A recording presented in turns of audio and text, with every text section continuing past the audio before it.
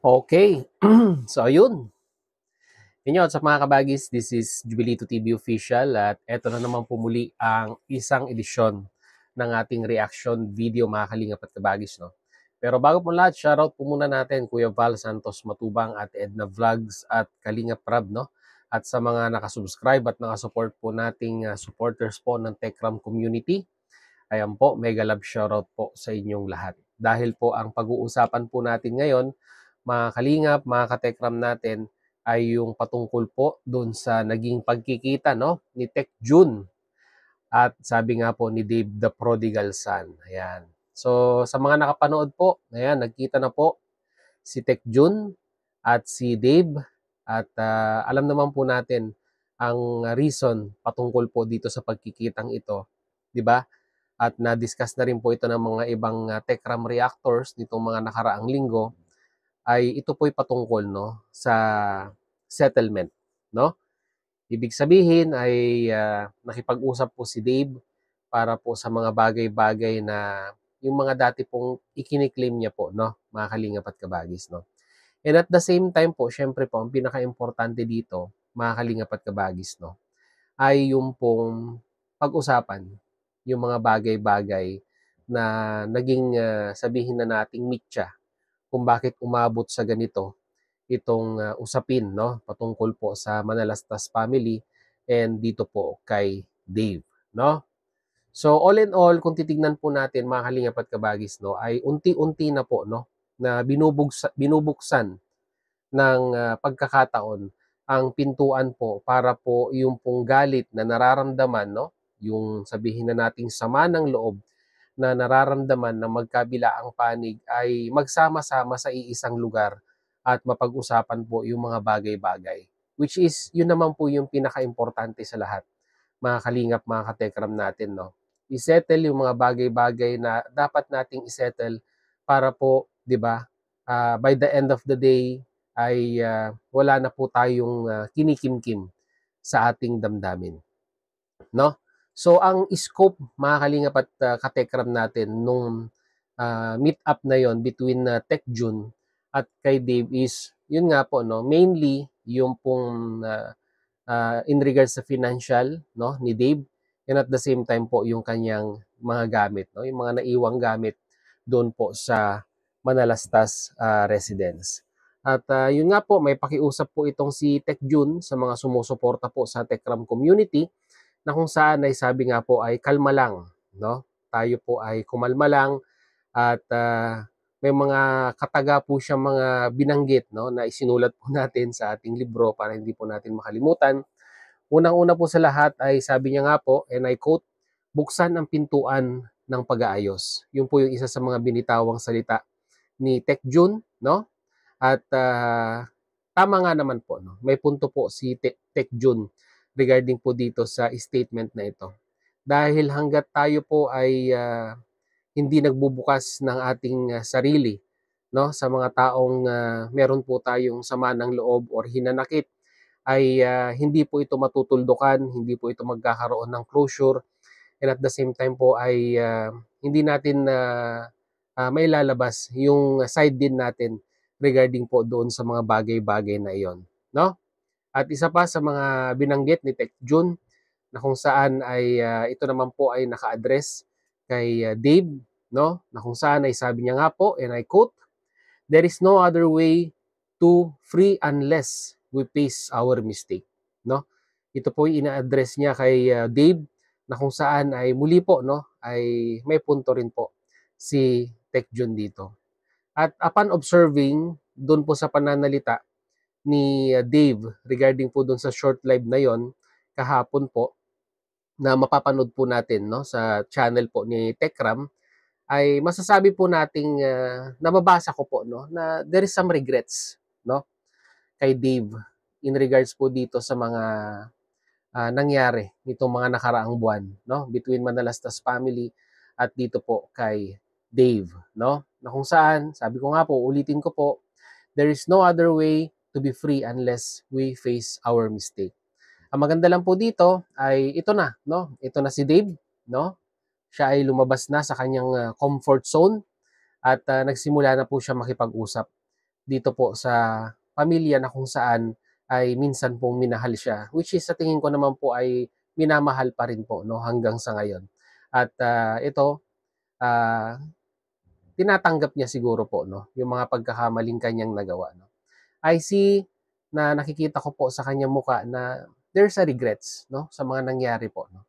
Siguro po hindi man siguro niya ma-straight point na sabihin kay Tech Jun, but may regrets din po siya sa nangyari po dito po sa issue nitong mga nakaraang buwan between Manalastas family at dito po kay Dave, 'no. Ayan.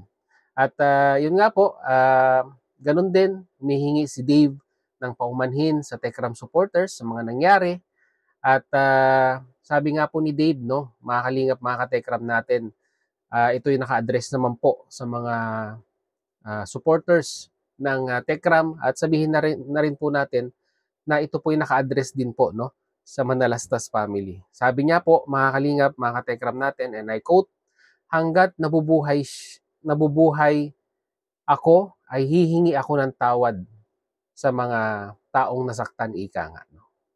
Yun po yung isa sa mga nabanggit dito po sa live streaming na yun, which is maganda, no? Maganda, mga kalingap, mga katekram natin. Dahil nakikita po natin there is admittance, no, sa mga pagkakamali, there is some regrets sa mga pagkakamali. Yun po yung pinaka-importante sa lahat para po magsimula na pong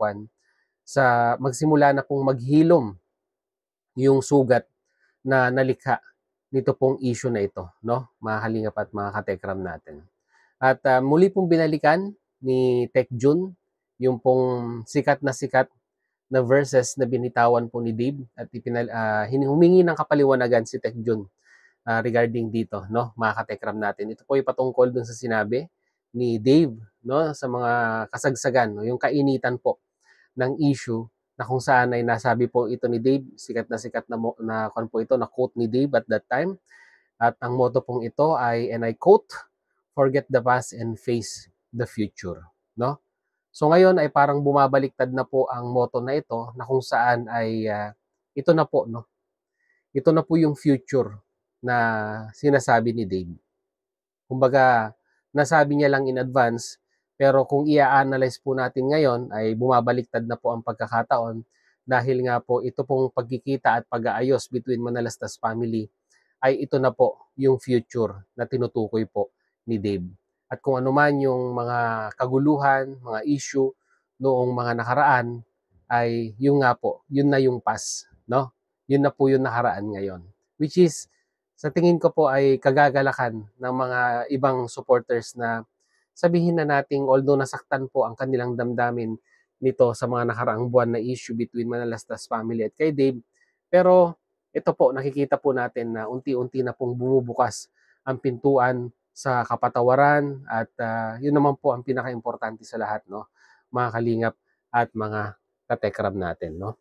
So, yung panawagan lang po ni Tech Jun, no, mga kalingap, mga katekram natin, na sabi niya nga po, minsan sa ating bugso ng damdamin ay nakakapagsalita tayo sa mga kumbaga against, no, sa kalooban natin, di ba? Tama po 'yan, mga kalingap, mga katekram natin. Minsan tayo po ay nag-outburst. Meron po tayong negative na energy sa ating sarili, na kung saan ay wala po tayong outlet para po mailabas ito. So minsan, yung pong ating pag-iisip ay naaapektuhan ng ating damdamin. At kung yan po ay nagsama, mga kalingap, mga katekram natin, ay talagang 100% po, no, ay may mga bagay-bagay po tayo na nasasabi na, 'di ba, sa bandang huli ay tayo po ay nagsisisi. And we do regrets, no, mga kalingap, mga katekram natin, yung mga bagay-bagay na nasalitang nabitawan natin. Although masakit, 'di ba? Kasi talagang galing 'yan sa loob, no, sa kabuturan ng ating damdamin. Pero the sad reality is nasabi mo na. Ang importante lang po dito ay you know how to admit your mistakes, marunong tayong magpakumbaba, at marunong tayong humingi ng kapatawaran, no, mga kalingap at katekram natin. And ito po ay hindi po first and last na pagkikita, dahil ongoing na po ang pag-uusap sa settlement regarding po sa financial at sa mga gamit ni Dave. At may mga susunod pa ito, no? Na kung mabibigyan ng pagkakataon po ay mailalive ni Tech June o kasama po ito pong si Dave, no? Mga kalingap at katekram natin dahil isinisingit lamang po, no, sa schedule ni Dave itong pakikipag-meet up at pag-uusap dahil nga po nag-aaral pa rin po ito pong si Dave, no? So, yun lang po ang ating reaction video, mga kalingap, mga katekram natin. At least kahit papaano po, no, ay umuusad na, nagsimula na po. At ito po yung simula ng sinasabi nga po nilang healing process sa magkabilaang partido. Yun po yung pinaka-importante dito. Although sabihin man natin hindi na siya babalik sa residence po ng Manalastas family, pero ang importante po dito ay nakapagpatawaran, 'di ba? At hindi nakalimutan yung mga naitulong, kung paano siya hinubog bilang isang individual at magagamit niya ito, no, na kanyang sandata sa mga darating na hamon, no, sa kanyang buhay, no? At yun mga kalingap, mga katekram natin. Uulit-ulitin ko po, no? Sabi nga po ni Tech June, kalma lang, 'di ba? Ang lahat ay may pupuntahang maganda pagdating sa dulo, no? Mga kalingap at mga katekram natin. So, ano sa tingin ninyo?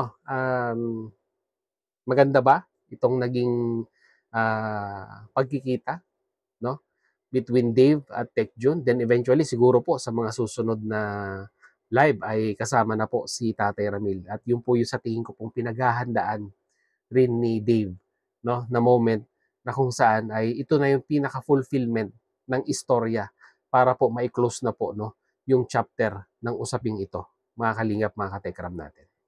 So yun, ilagay nyo lang po sa ating comment section at pag-usapan po natin, mga kalingap at mga katekram natin.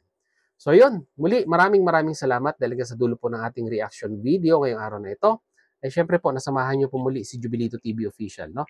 At muli po, nagpapaalala po ang inyong host. Sa mga hindi pa po nakasubscribe sa ating YouTube channel, ayan po, subscribe nyo na po, Jubilito TV Official.